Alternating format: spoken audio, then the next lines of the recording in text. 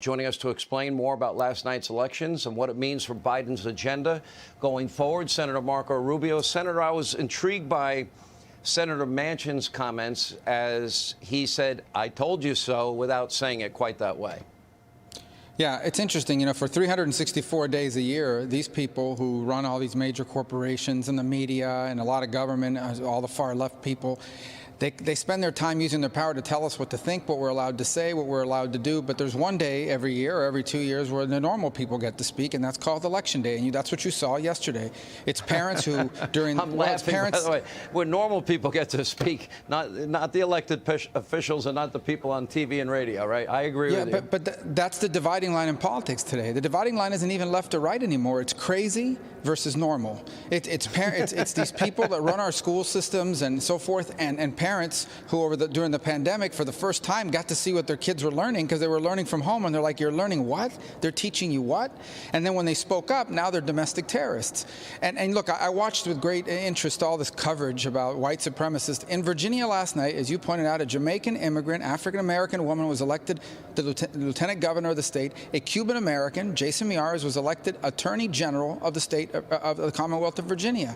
None of that's being reported. These people are nuts. They spend all day on television and after they're off the air talking to everybody, and they all agree with each other because they all live in one or two cities, and they literally are completely out of touch with the fact that 97% of the American population lives completely different lives, has completely different views, and then when election day comes, they can't explain it, so they chalk it up to they cheated or white supremacist or whatever. They make something up because they can't comprehend it. Last night was the beginning of that pushback, and I think it's going to continue. And you ask about the agenda here, it's the craziest thing I've ever seen.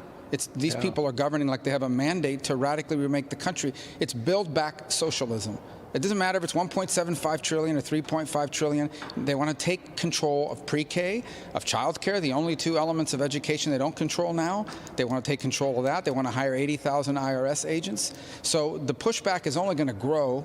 And this administration, by the way, has been disastrous on everything, whether it's Afghanistan, now it's Russia threatening to invade Ukraine, Taiwan, supply chains. I mean, they can't name you a single thing that Joe Biden has managed correctly in his first 9 or 10 months as president. They can't name you one.